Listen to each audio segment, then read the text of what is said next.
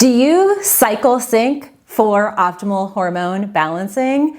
If you are like, what is she talking about? I can't wait to share with you this amazing resource and protocol that has massive benefits to balancing hormones, reducing PMS symptoms, minimizing menstrual issues, and even combating infertility, low energy, and just overall hormone angst. If you are crazy excited like I am, let's dig into today's video.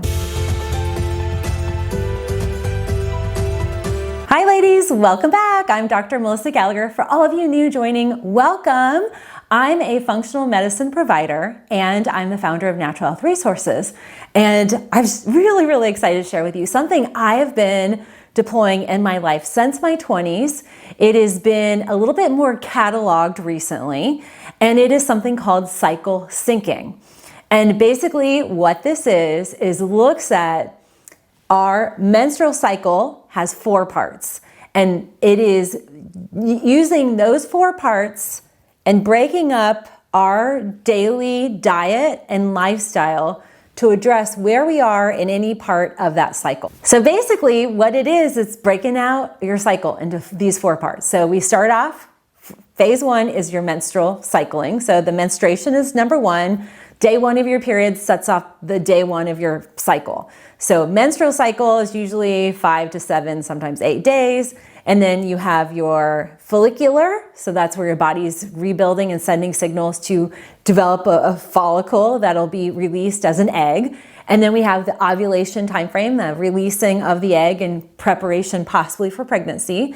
And then the last phase is what we call the luteal phase. This is if you didn't get pregnant, now your body is getting ready for the uterine shedding, and it's that PMS phase. So all 4 of these phases or stages of your cycle, they actually require specific diet, fitness, and lifestyle changes and activities suited for that specific phase. So in some phases, we're gonna have more energy, and that's when you wanna hit the high impact intensive cardio. Other phases, we're gonna be low on iron and low on energy, and you wanna do really calming yoga activities. Other phases, we need to ramp up our iron, so you're gonna be eating more iron density. And another phase, we're not really interested in consuming any type of food, and we need to go nutrient dense with green juices and smoothies. So today, I'm gonna break down the 4 phases and break down for each of the phases what you wanna do dietary, fitness, and kind of overall lifestyle-wise. This, guaranteed, is going to be a totally different experience, and the outcome will change your hormone state. So if you deal with a massive amount of cramping or clotting, or experience swelling and fluid retention, or notice that your hormones just are not where they used to be from 10, 15, 20 years ago, cycle syncing might just very well be a powerful resource in your hormone balancing program. Okay, so kicking off, phase number 1 is the menstrual phase. This is the first part of the cycle. It's from day 1 of your period beginning. And this is a phase where you're going to be lower on the iron side. So you want to bump up your iron by adding things like animal-based proteins, red meats, eating nutrient-dense, iron-dense foods like lentils and nuts, as well as focusing on anti-inflammatory foods. What often occurs when we don't make a dietary change and reduce inflammation levels, we will actually experience heavier cycles, more clotting, and a faster shed. So the iron, bumping up the iron actually reduces the shedding, and bumping up the iron will also yield greater energy, and also in the next cycle and the second cycle and the third cycle sets you up for more optimized iron levels. So this whole process, we're gonna look at 3 months to maximize the cycle. But in this cycle syncing, you're gonna notice an effect within a week or more, depending on where you're at in the phase.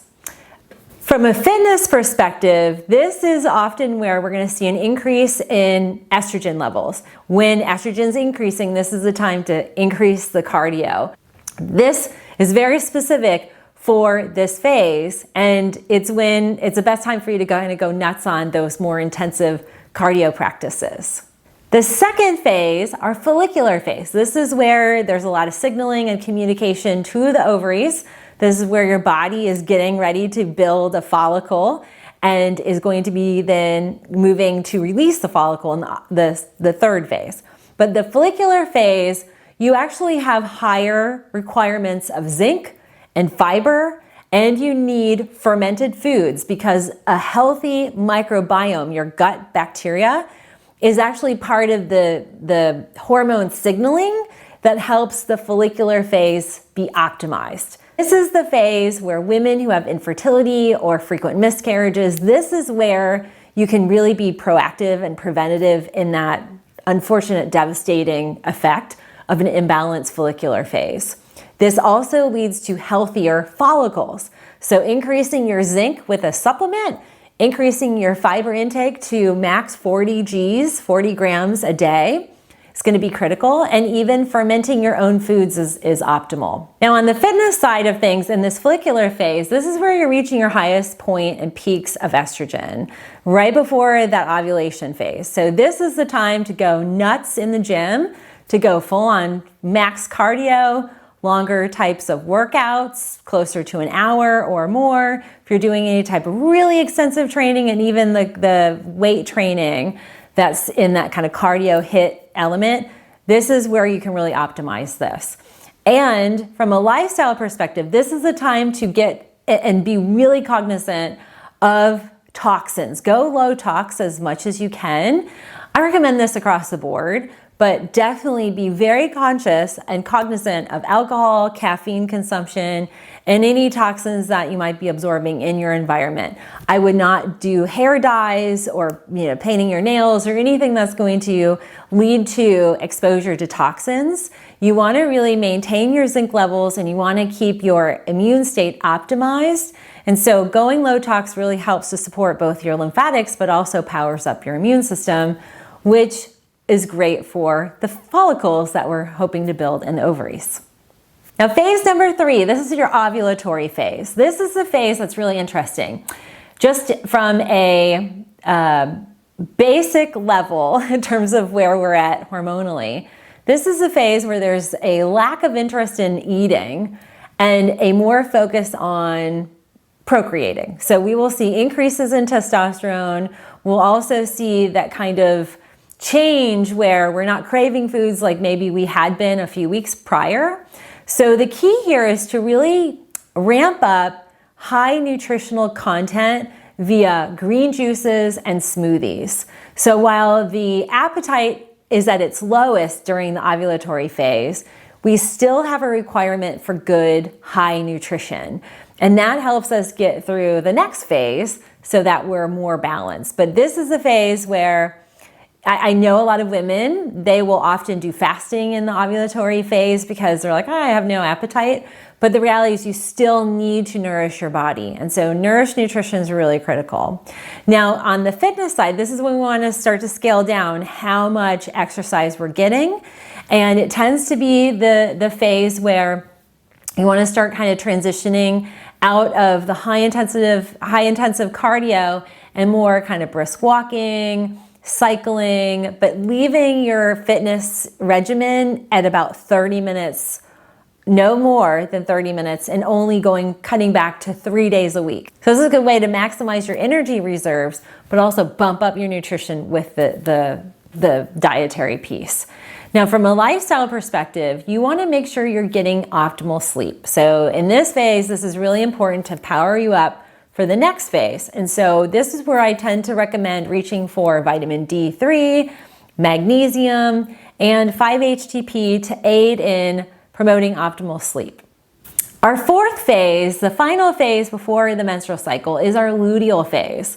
This is a phase where your body is actually rebuilding the endometrial lining. There's a lot of work and a lot of construction going on in the uterus. And it's the phase where women complain of the lowest amounts of energy.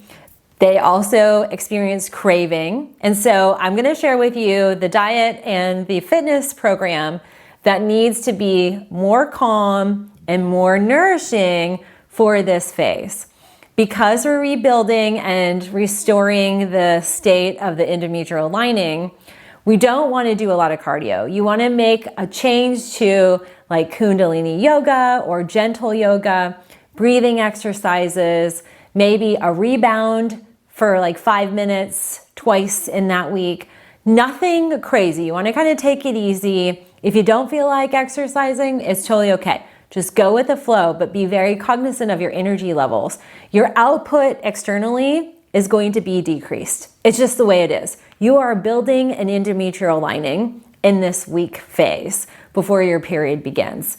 And it's often that we women don't allow ourselves the time and space to go into building mode. We kind of push through and we're like, we can do it. So this is the phase where lifestyle-wise, you want to say no to things. You don't want to overcommit. You want to make sure that you've got time to rest and rejuvenate and to get optimal sleep.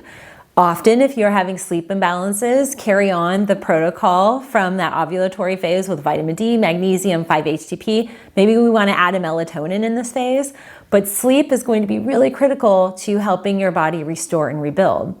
And from a food perspective, the foods that you want to consume are going to be things like walnuts, and you want to add in more omega-dense foods. So fatty omega acids that might be in a fish that you might consume, leaner proteins, and more complex carbohydrates like sweet potato, beans, and even avocados in the healthy fat category. So that's the kind of synopsis of cycle syncing. I'm curious what your thoughts are. If you've never heard of it or like, wow, I'm going to try it, comment in the comment box below. This is not the same as seed cycling, but you can combine seed cycling with this whole entire cycle syncing. And I'm going to provide a link where you can grab my seed cycling guide and you can watch that video. So if you are dealing with hormonal imbalances, I think you're going to find the cycle syncing a very powerful resource for you. So if you have any questions, comment down below, and I look forward to seeing you on my next video.